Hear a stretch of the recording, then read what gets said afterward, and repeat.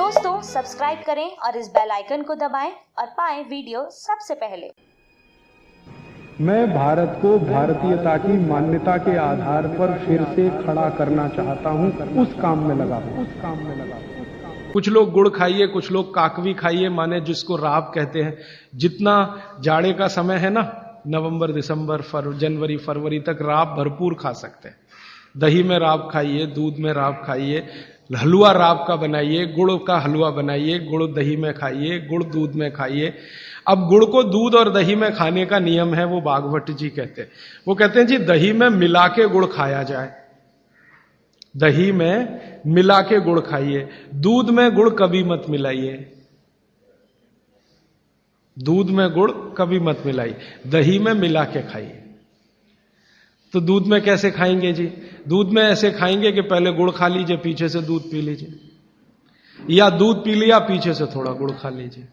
दूध में गुड़ मिला नहीं सकते, और दही में कभी भी बिना मिलाए मत खाइए। आप में से कोई बिहार वाले हैं ना, तो वहां पर एक बहुत बढ़िया व्यंजन मिलता है, उसका नाम है दही चूड़ा। दही चूड़ा ही कहते हैं, चूड़ा। ये मिथिला में मैंने खाया और ऐसा अद्भुत है जो दुनिया में शायद कहीं ना हो।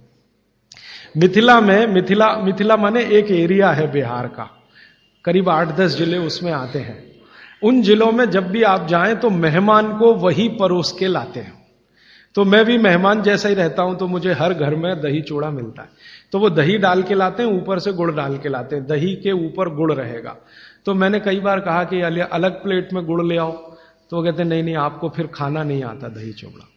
तो पहले मुझे सच में नहीं मालूम था। अब जब ये मुझे पता चला बागभट्ट चिकित्सा का, तब मेरी अकल में आया कि वो सब बागभट्ट के चेले हैं, दही में गुड़ मिला के पहले से ही चिवड़ा पे रख के लाते। तो दही में गुड़ मिला के ही खाइए। अगर आप दही खा रहे हैं तो गुड़ मिला के ही खाइए, तो दही के कई दोष जो आपके लिए अनुकूल नहीं है वो भी खत्म हो जाते हैं। और दूध में गुड़ कभी भी मत मिलाइए। एक जगह तो वो ये कहते हैं कि दूध खाली पी लीजिए, गुड़ आगे पीछे खा लीजिए, वो ज्यादा बेहतर है।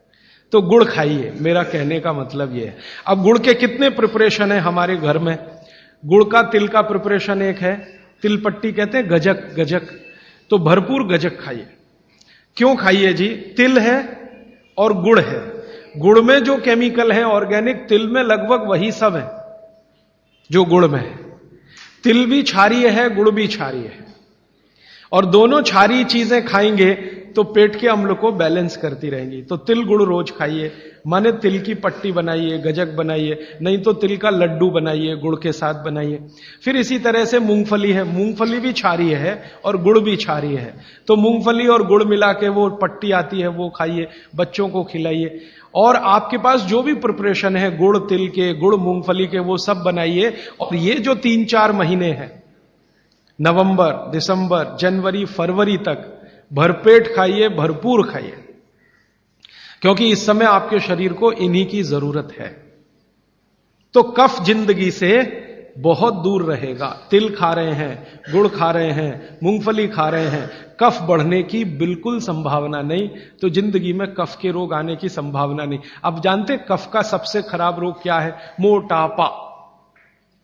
मोटापा कम करना है तो भरपेट गुड़ खाइए, भरपेट तिल खाइए, भरपेट मूंगफली खाइए, मोटापा भी कम हो जाएगा। हाँ, आपको डर है ना, तिल खाएंगे जी उसमें से तेल है। तेल तो है तिल में, लेकिन वो HDL वाला, LDL वाला नहीं है, VLDL। ये मोटापा जो है ना, वो VLDL और LDL का चक्कर है। HDL जैसे ही बढ़ेगा, मोटापा अपने आप कम होगा, पेट अंदर ही जाएगा। आप में से कोई भी मेरे कहने पर 3 महीने एक एक्सपेरिमेंट कर लीजिए। तिल चबा चबा के खाइए, खाने के बाद 3 महीने के बाद वजन नापेंगे, 8-10 किलो कम मिलेगा, कम से कम इतना कम मिलेगा। खाना खाया, खाने के बाद आप सौंफ खाते हैं ना, सौंफ की जगह तिल खाइए। और काला खाया तो और ज्यादा वजन कम मिलेगा। काला तिल एक है, सफेद। काले की गुणवत्ता सफेद से भी ज्यादा है।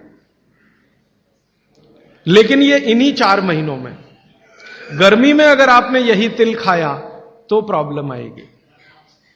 भागवत जी कहते हैं कि तिल खाने का सबसे अच्छा समय वही है जो आज चल रहा है, ये फरवरी तक चलेगा। तो फरवरी तक, और कभी बहुत ज्यादा लिबरल हों तो होली के दिन तक वो कहते हैं तिल खाने का समय है, होली होते ही तिल कम करिए या खत्म करिए। फिर कुछ और चीज आएगी, वो क्या आएगी वो मैं बता दूं, लेकिन आप ये करके देख लीजिए। 4 चीजों को ज्यादा उपयोग आप करेंगे, वजन आपका कम होता जाएगा, पेट का अम्ल कम होता जाएगा, घुटनों के अंदर का जो कई बार कहते हैं ना डॉक्टर यूरिक एसिड जमा हो गया जी, यूरिक एसिड क्या है? अम्ल ही तो है। तो ये यूरिक एसिड आपको कम करना है, तो गांठ के सब जो माने जोड़ों के दर्द आपको कम करने हैं, तो इनके लिए ये सब चिकित्सा बताई है।